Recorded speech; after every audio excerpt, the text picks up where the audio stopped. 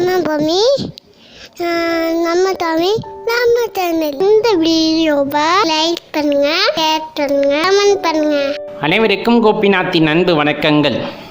இந்த தொகுப்பில் நம்ம என்ன பார்க்க இருக்கோம்னா, நெய்வேத்தியம் நம்ம வீட்டில் சாமி கும்பிடும்போது கடவுளுக்கு வைக்கலாமா, வைக்கலாம் என்றால் எதெல்லாம் நெய்வேத்தியமாக வைக்கலாம் அப்படிங்கிறதும் அது சம்மந்தப்பட்ட சில சந்தேகங்களுக்கான விடயத்தை நம்ம இப்போ பார்க்க இருக்கோம்.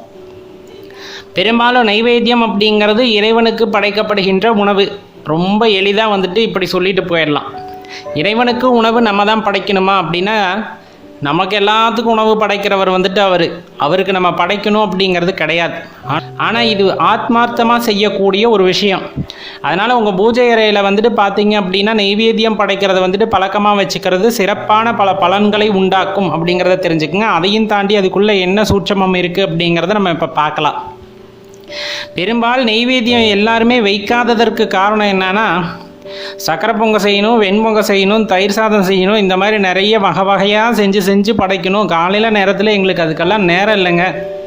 அதனால் எங்களால் நெய்வேத்தியமெல்லாம் வச்சு படைக்க முடியாது. அதனால தான் நாங்கள் எளிதாக சாமியை மட்டும் கும்பிட்டுட்டு போயிட்டே இருக்கோம் அப்படின்ட்டு நிறைய பேர் சொல்கிறது உண்டு. எல்லாருமே நல்லா தெரிஞ்சுக்க வேண்டிய ஒரு விஷயம் இருக்குது. என்னன்னு பார்த்தீங்கன்னா, பூஜை அறையில் கண்டிப்பாக ஒரு செப்பு பாத்திரம் அல்லது தாமிர பாத்திரம்னு சொல்லுவோம். அதில் தண்ணீர் ஊற்றி அங்கே வைக்கணும். வைக்கிறது ரொம்பவே சிறப்பான விஷயம்.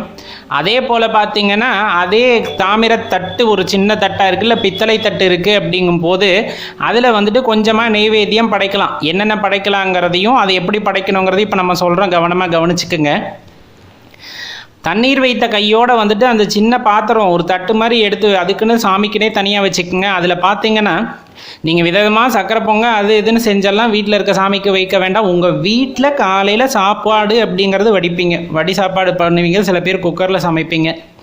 அதில் எல்லாம் எந்த பிரச்சனையும் கிடையாது. அதில் எச்சில் படாமல் முதல்ல நீங்கள் எடுக்கக்கூடிய ஒரு சின்ன கரண்டி அளவு சாப்பாடை எடுத்து அந்த தட்டில் வச்சுக்குங்க. அதில் வச்சுட்டு கொஞ்சமாக அதில் நெய் கலந்துக்கிறது ரொம்பவே நல்லது அப்படின்னு சொல்கிறாங்க. இன்னும் சொல்லப்போனால் ஏலக்காய் அதில் போடுறது இன்னும் சிறப்பான பலன்களை உண்டாக்கும் அப்படிங்கிறாங்க. ஏன் சாப்பாட்டில் நெய்யை விட சொல்கிறாங்க அப்படின்னா, பெரும்பாலும் எல்லா உணவுப் பொருட்கள்லையுமே தோஷம் இருக்கிறதா கருதப்படுது. தோஷம்னா இப்போ இருக்கிறத மருந்தடிக்கிறது எல்லா விஷயத்தையும் நம்ம சொல்கிறோம் இல்லைங்களா. அந்த மாதிரி இயற்கையாகவே உணவுக்கு தோஷம் இருக்கிறதா சொல்லப்படுது. அதை போக்கணும் அப்படின்னா அதில் கொஞ்சோண்டு நெய் சேர்க்குறோம் அப்படிங்கும்போது அதில் தோஷம் கழிந்துவிடும் அப்படின்ட்டு குறிப்பிடப்படுது. ரொம்பவே முக்கியமான விஷயம் இதுதான். சரி, இப்போ மற்ற பொருட்கள்லாம் எப்படி போகணும், அதை கழுவுனா உங்களுக்கு போயிடும். அதில் சாமியை நினச்சிட்டு கழுவுனாவே அதோட இருக்க தோஷங்கள் போயிடுறதா குறிப்பிடப்படுது. இப்போ நீங்கள் வெள்ளை சாப்பாடு தான் இருக்குது, வேறு எதுவுமே சேர்க்கலை, நான் வெறும் வெள்ளை சாப்பாடை வைக்கலாமா அப்படின்னா தாராளமாக வைங்க. கொஞ்சோண்டு ஒரு 2 சொட்டு நெய் கலந்து அங்கே வைங்க. ஒரு ஏலக்காய் அதில் போட்டாலும் ரொம்பவே சிறப்பான விஷயந்தான். இல்லை எங்கள் வீட்டில் அதெல்லாம் இல்லை, இன்றைக்கி காலையில் கொஞ்சமாக தயிர் சாதம் தான் செஞ்சோம், தாராளமாக வைக்கலாம். ரொம்ப முக்கியமான விஷயம், சர்க்கரை அந்த வெள்ளை சர்க்கரையை கலந்து மட்டும் எதையும் வச்சிட வேண்டாம். அது போக உங்கள் வீட்டில் பழ வகைகள் இருக்குது அப்படிங்கும்போது மாப்பழ வாழை என்ன பழம் உங்கள் செடியில் அன்றைக்கி தான் காய்ச்சிருக்கு, அதை நான் பிடுங்கி வைக்கிறேன், அமோகமாக வைக்கலாம், தப்பே கிடையாது. இல்லை ட்ரை ஃப்ரூட்ஸ்னு சொல்லுவோம், அதில் எது இருந்தாலும் சரி தான், அதையும் வைக்கலாம், தவறு கிடையாது. இல்லை எங்கள் வீட்டில் கல்கண்டு தான் இருக்குது, நாட்டு சர்க்கரை தான் இருக்குது, கொஞ்சமாக அதே தட்டில் வைங்க, தப்பு கிடையாது.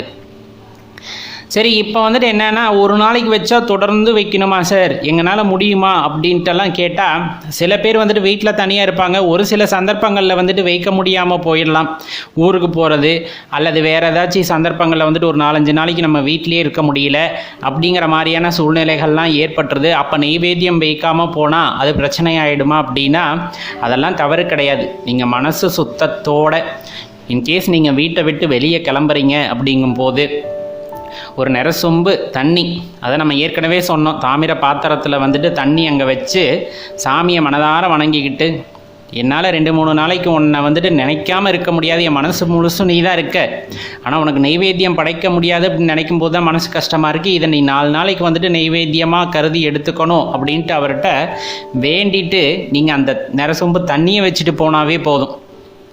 கண்டிப்பாக அதுவே அது நைவேத்தியம் ஆகும் அப்படிங்கிறதுல எந்த மாற்று கருத்துமே வேண்டாம். அது நீங்கள் மனசார எது கொடுத்தாலும் இறைவன் ஏற்றுக்கொள்வார். உலகத்துக்கே படியளக்கும் பெருமாளுக்கு நாம் செய்யும் சிறு சமர்ப்பணம் அப்படிங்கிறத மட்டும் மனசில் வச்சுக்கிட்டு செயல்படுங்க.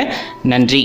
நம்ம பூமி, நம்ம தமிழ், நம்ம சேனல். இந்த வீடியோவை லைக் பண்ணுங்க, ஷேர் பண்ணுங்க, கமெண்ட் பண்ணுங்க.